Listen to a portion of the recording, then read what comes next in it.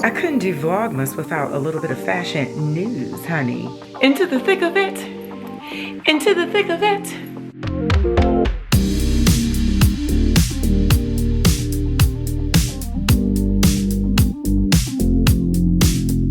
What's up, cookies, and welcome back. And if you're new here, welcome to the channel. This is the cookie community. We discuss all things fashion in and around it.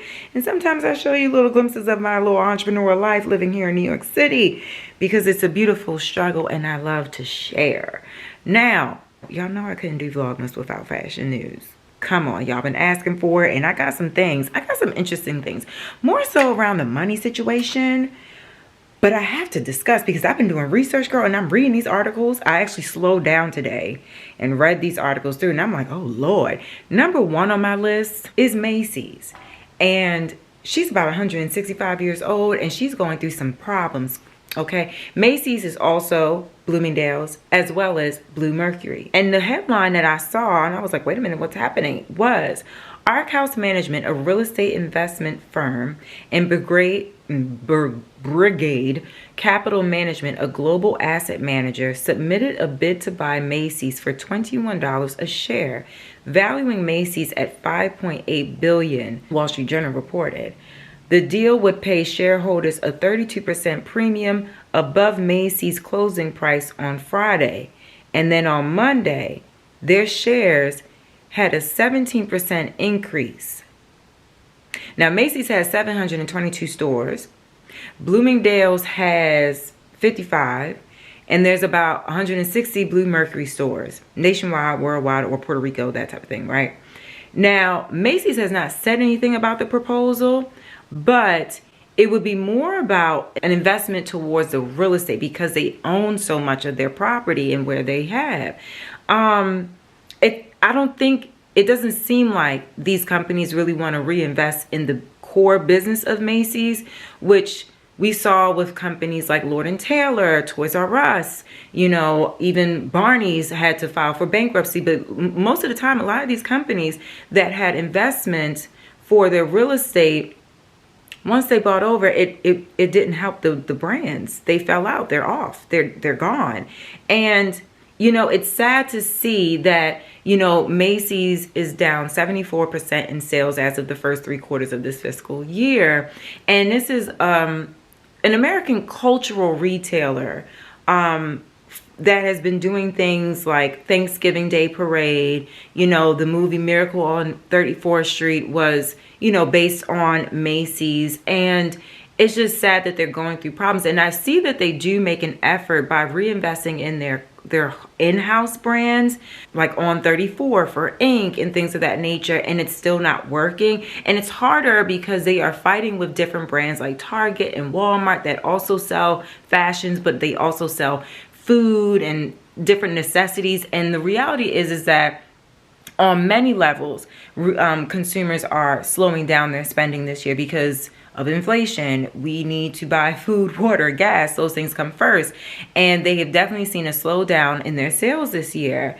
So while they have not commented on the proposal, a lot of experts are saying this is more of a real estate move for those investment companies, and it could actually be really harmful to Macy's. So hopefully, you know, they can pull through on the holiday season. The efforts that they're making towards their in-house brand and marketing, those things can help them get out the woods a bit. But it did make my heart dip a bit. You know, listen, I love more so shopping at like places like Saks and, you know, online retailers, which there's one that I'm going to get to next.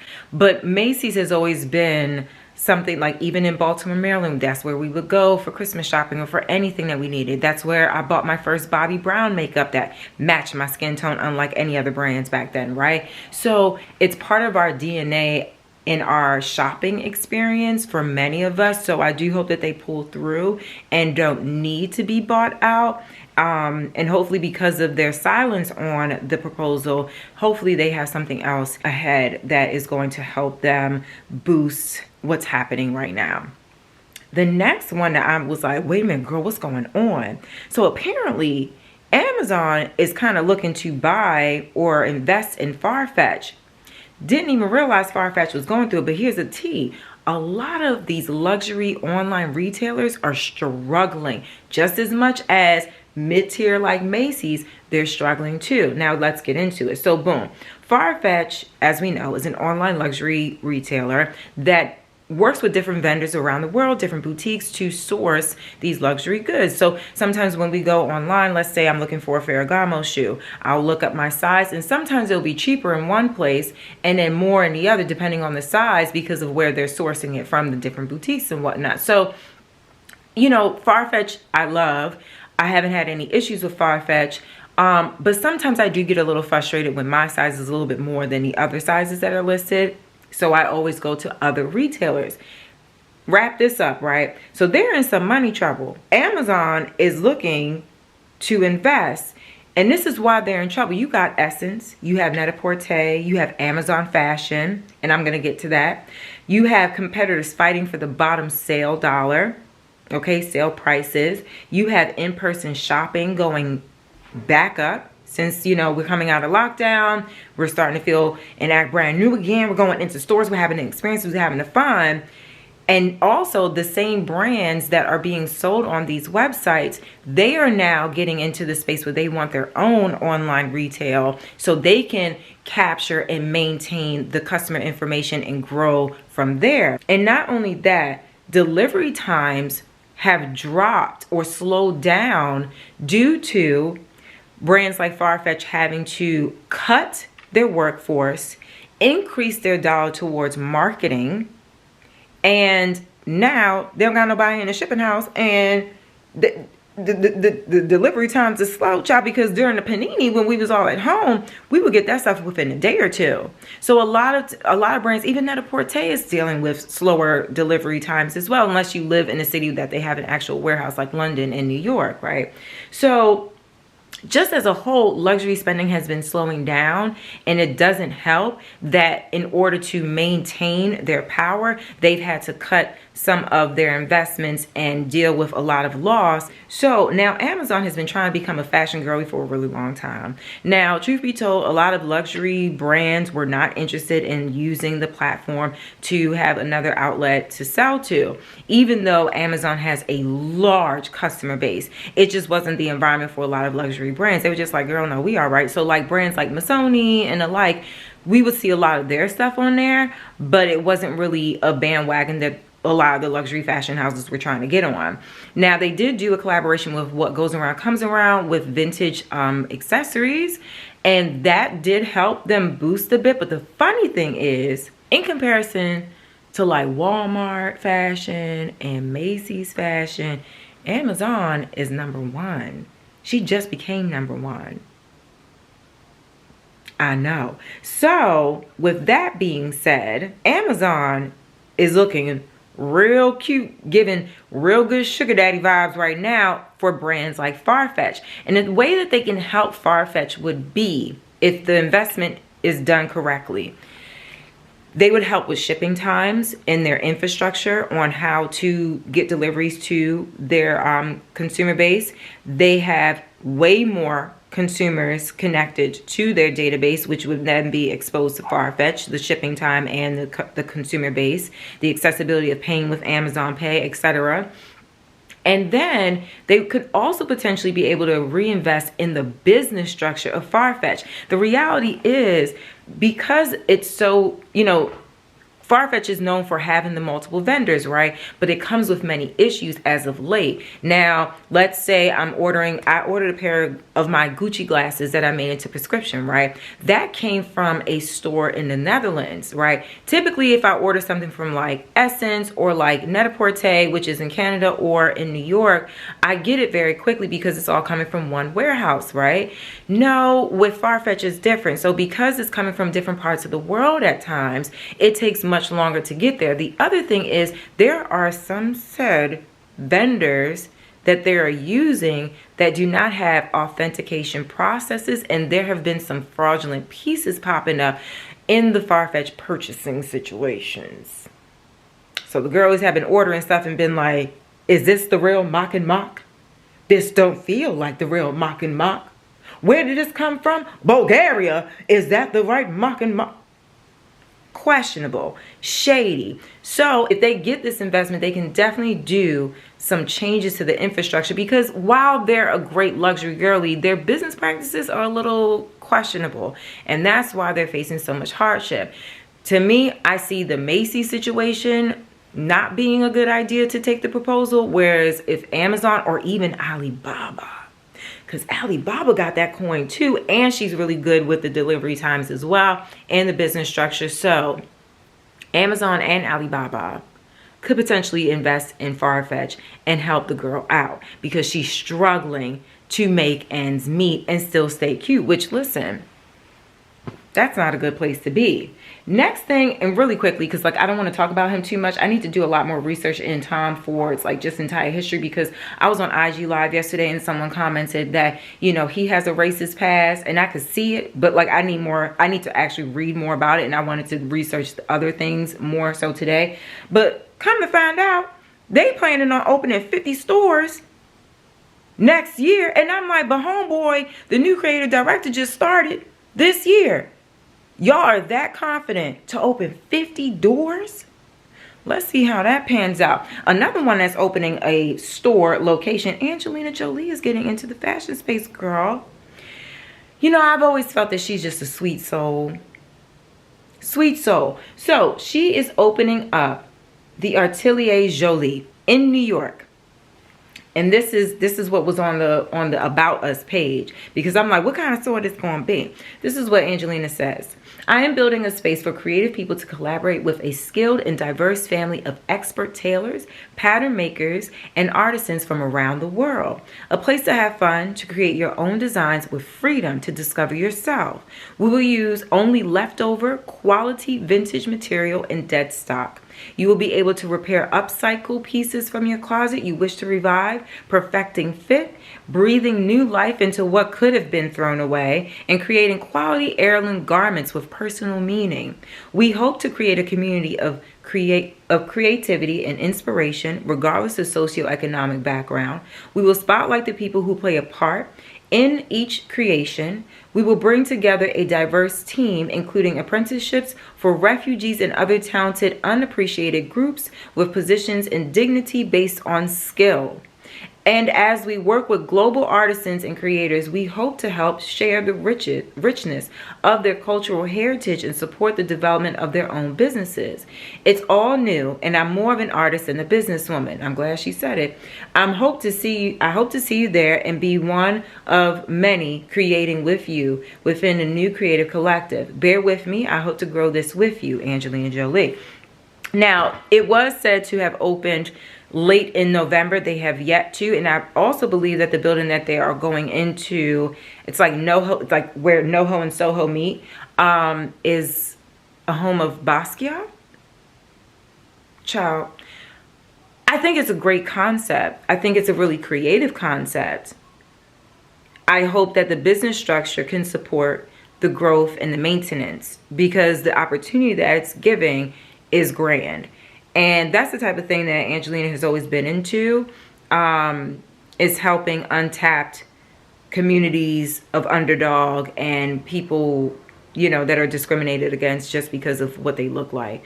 So I'm into it. I'm interested in seeing it prevail. And yeah, I was like, okay, Angelina. Okay, girl, doing things. So the next thing, and I'm going to close out with some recent red carpet moments, because last time I did the NBA fashion fits, which, listen, I'm still looking at all the fashions. We'll do it in the next episode of Fashion News. But recently, Elle did their Women in Hollywood. Is that what it is? Elle's Hollywood Women's Award. Women's in Hollywood Award. I don't know, they do this every year, but I was thinking, can we discuss like top 3 and then the bottom 3 looks? Because there are some looks that are giving. Now, the number 1 slot, actually, no. Let's start with the bottom 3. Now, number 1, Danielle Brooks. I don't want to come at my sis like this, but this whole denim fit,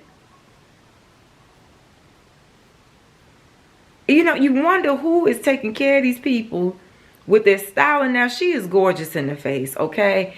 And I know you got the curves and all this stuff, but the handbag from Moschino, the chains, the pearls, it's a lot going on. The collar is just too all over the place. There's so many points here that were just overlooked. I mean, I love the skirt, the train on the skirt, the layering of it. But all in all, who did this to her? Jesus. The next one on my list, Ava Longoria. Child, this boring, honey. This all you could pull together, girl? Is this all you can pull together? It looked like a nightgown, no shade, from H&M. I'm just saying, like, ain't nothing wrong with it with H&M, but I'm just like, what is this? It was just very boring. And then this young lady, Jonica Booth. So this isn't a terrible look. I'm not saying that this is terrible altogether, but it's a lot going on. They could have picked a different shoe for my sis. You know, maybe the peplum, I don't know. This looked like it could have been some pieces from Ralph Lauren, because Ralph Lauren and Harry Winston were sponsors of this event. So maybe they dressed a lot of these ladies. But I want her to put her skirt down. I want her to leave the slit alone. You don't need to hold the thing. It's fine, baby. Just put it down. Let it grace the floor and your leg peek out how it won't. The shoe, I don't understand what happened. So those are my bottom three. Let me know what you think in the comments below. Now, top three. In the third spot for me was Kerry Washington. Now, hear me out. The look is slightly boring. But like I said, Ralph Lauren was sponsoring this event. And I know they dressed her. This is a very Ralph Lauren 90s chic look. This is also giving Ralph Lauren Blue Label. Rest in peace, because I love that collection, okay? It's giving that. And I kind of feel like she just didn't feel like trying too hard this time. She wanted to be comfortable and cozy. And I think she looks rich and chic. It's a little plain and it washes out on the black carpet. But she does look chic. She carries it well. Second place goes to Ariana Greenblatt. I thought that was a really beautiful look. I love the floral detail on the neck. Fits her well. She looks gorgeous. Immediately when I saw the image, I was like, oh, I love that. She looks pretty. I like that for her. Very tasteful. And then in the number one spot is J-Lo with this breastplate with a little bit of the underboob popping out with that stomach looking right and tight. I loved this look, like, immediately. And the only reason why I said let me rate these looks on this carpet was because of J-Lo's fit. With the slick back, everything is just tastefully done. And just the proportions. Shh, Poochie, shut up. I love it.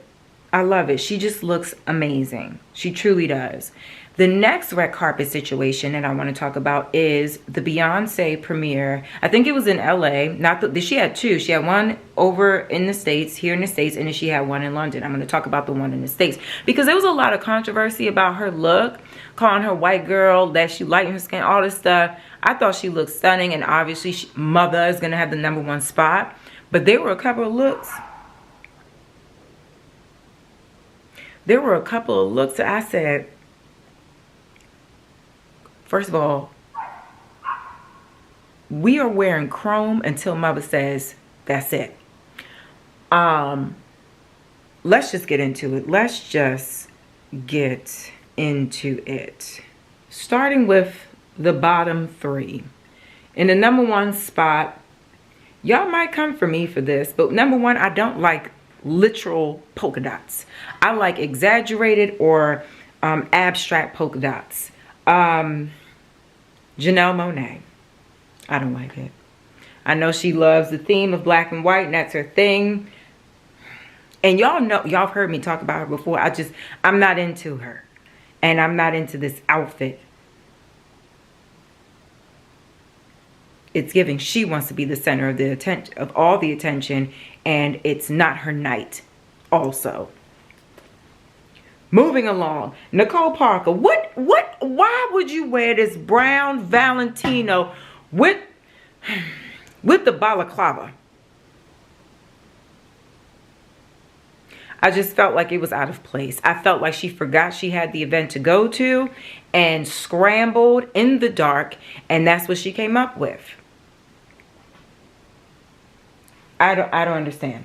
Nicole, you were not prepared. And then Kaylin Allen, baby, pink is out, honey. It's also screaming for center of the attention when all the focus is really on mother. And it's also he kind of reminds me of Billy Porter a little bit, with whom I love. But this pink moment just wasn't it. It's too much, but not a lot at all. Moving into the top 3.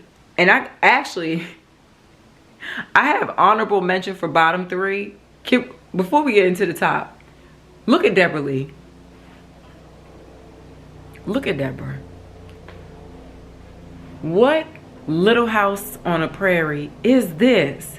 She also went to Whole Foods and was shopping and forgot she had a Beyonce event to go to, which I don't understand how you could forget. It's given, I forgot.